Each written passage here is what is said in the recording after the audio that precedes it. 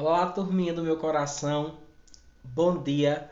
Nesse novo dia, o dia 17 de agosto de 2021, eu desejo a vocês, como em todos os dias de nossa aula, que Deus nos abençoe com muita paz, com muita bênção, com muita saúde e muita prosperidade. Ontem, na nossa aula, nós trabalhamos um conceito geral de folclore, o seu significado, as suas influências.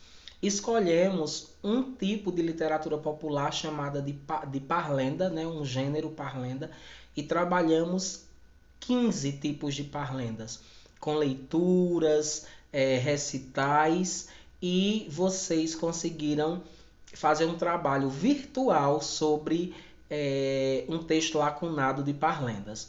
Hoje a nossa aula é sobre uma das lendas folclóricas que nós falamos ontem, mas assim bem de forma geral. E hoje a gente vai trabalhar em específico essa personagem do nosso folclore brasileiro, que é o Saci Pererê. Inclusive, um aluno disse ontem, na aula no MIT, que já tinha interpretado o Saci Pererê na escola. Isso é muito bom. Então vamos lá. A nossa atividade ela é de leitura e interpretação. Então vamos conhecer um pouco mais sobre esse ser mitológico que é o Saci. Iniciando a leitura exatamente aqui, tá bom? Deixa eu ver por que eu não estou conseguindo usar esse meu irmão. Pronto, aqui pessoal. O Saci Pererê é um dos personagens mais conhecidos do folclore brasileiro.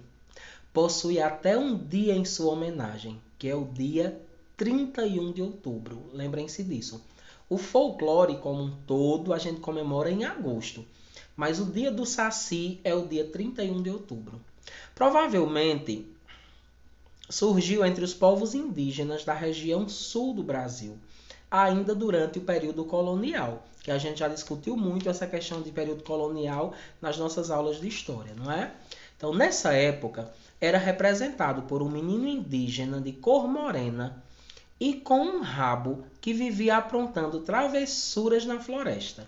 Uma das características que marca o personagem, o Saci, é justamente essas peraltices, essas travessuras. Porém, ao migrar para o norte do país, o mito e o personagem sofreram modificações ao receberem influências da cultura africana. Então, observem que aqui em cima, quando acreditava-se que o Saci era um personagem que provavelmente surgiu entre povos indígenas, ele era um menino de cor morena, tá certo? Depois, ao migrar para o norte do nosso país, esse personagem sofreu modificações e recebeu influência africana. O Saci transformou-se num jovem negro com apenas uma perna, pois, de acordo com o mito, havia perdido a outra perna numa luta de capoeira. E assim como nós colocamos na aula passada, na aula de ontem, a capoeira era uma dança praticada, não é, pelos negros, tanto na África como no seu período de escravidão aqui, que eles utilizavam tanto para se divertir e às vezes para se defender dos senhores feudais, ok? Passou a ser representado usando um gorro vermelho e um cachimbo, como nós fizemos na nossa dobradura. O gorro vermelho e o cachimbo, típico da cultura africana, o negro velho, né?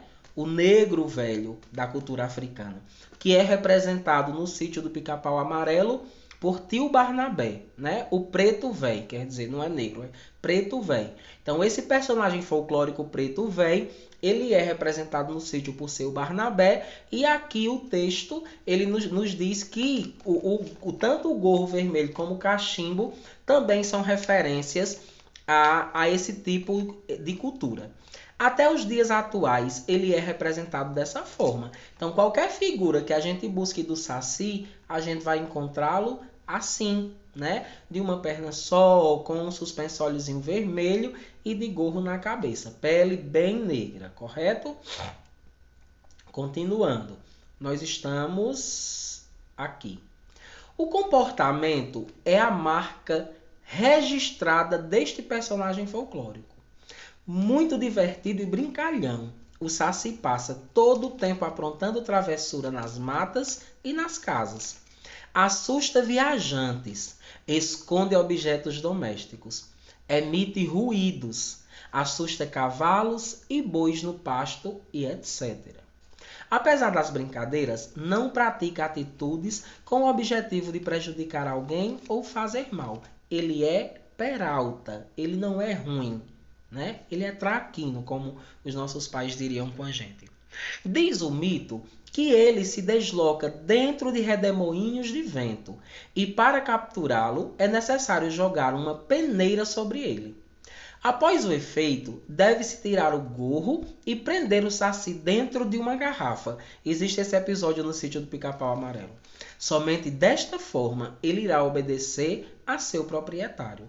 Então, o professor Manuel disse, né, na confecção da dobradura, que acredita-se o mito, né, as histórias contam, que a força do Saci está no seu gorro. Então, é por isso que está dizendo aí que quando a gente pegá-lo, jogando uma peneira em cima dele, a gente tem que primeiro tirar o gorro, porque aí ele perde as forças, não é? Mas, de acordo com o mito, o Saci não é voltado apenas para brincadeiras. Ele é um importante conhecedor das ervas da floresta, da fabricação de chá e medicamentos feitos com plantas. Ele controla e guarda os segredos de todos estes conhecimentos, que nós chamamos de conhecimento popular. Aqueles que penetram nas florestas em busca destas ervas devem, de acordo com a mitologia, pedir sua autorização. Caso contrário, se transformará em mais uma vítima de suas travessuras. Lembram que na nossa aula a nossa aula de ontem, dia 16, o professor Manuel falou sobre a manifestação das crenças. Então, existem pessoas que acreditam nisso e que realmente pedem autorização. Tá bom? A crença nesse personagem ainda é muito forte na região interior do Brasil. Em volta das fogueiras, os mais velhos contam suas experiências com o Saci aos mais novos. Através da cultura oral, o mito vai se perpetuando. Porém, o personagem chegou aos grandes centros urbanos da literatura, da televisão e da história em quadrinho. Então, a obra O Sítio do Pica-Pau Amarelo, que é uma obra de Monteiro Lobato, certo? Todos os episódios do Sítio são obras de Monteiro Lobato. Eles enfatizam muito a importância da figura folclórica que é o Saci, tá bom? E aí a gente vem para a nossa interpretação, que vocês devem realizar no caderno. Não precisa reescrever a pergunta, basta responder. Primeiro, qual é a origem da lenda Saci? Se a gente vier aqui para cima, ó, bem no iniciozinho, fala que provavelmente, não é? Então, essa é a origem. A gente desce, aí vamos para a segunda questão. Qual foi a influência africana na imagem do Saci?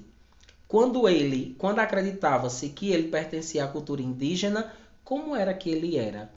E agora, acreditando, ele recebendo influências africanas, como passou a ser a imagem dele? Tá bom? 3. Descreva o comportamento do Saci. Segundo o texto, como era que ele se comportava?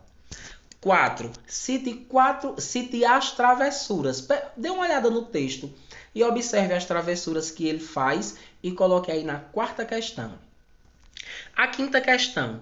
De que maneira o Saci se locomove? Para ir rapidamente de um lugar para o outro. Não é? Como é que ele se locomove? A sexta questão. O que fazer para que o Saci obedeça a seu proprietário? O professor Manuel explicou, não é? Que para pegar o Saci, a gente precisa jogar o que em cima dele, depois tirar o que e colocá-lo onde, para que ele possa obedecer. A sétima questão. Como o mito do Saci ficou conhecido nos grandes centros urbanos? A gente pode retornar aqui, ó, e observar bem aqui, ó. O personagem chegou aos grandes centros urbanos através da literatura, da televisão e das histórias em quadrinho. Foi assim que ele chegou aos grandes centros urbanos. A oitava questão. Qual é a marca registrada do Saci? Não pode faltar. Se faltar, não é Saci. Vocês vão encontrar no texto, tá bom? A nona questão pergunta qual o dia. Eu gostaria que aí nessa nona questão vocês colocassem o dia e o mês em que a gente comemora o dia do Saci. E na última questão, marque as alternativas abaixo com V para verdadeiro ou F para falso. Primeiro, o Saci ficou com uma perna só porque foi maltratado pelo seu patrão. Verdade ou não? O Saci é um grande conhecedor de ervas medicinais. Verdadeiro ou falso? O Saci é um personagem que provavelmente surgiu com os índios, mas depois sofreu influência da cultura africana. Verdadeiro ou falso? Uma das travessuras do Saci é assustar crianças desobedientes. Verdadeiro ou falso? Aí vocês concluem a atividade, fotografam e mandam para mim. Lembrem-se, durante toda essa semana a gente vai se degustar, vamos aprender e vamos discutir sobre o nosso folclore brasileiro. Um beijo e até amanhã.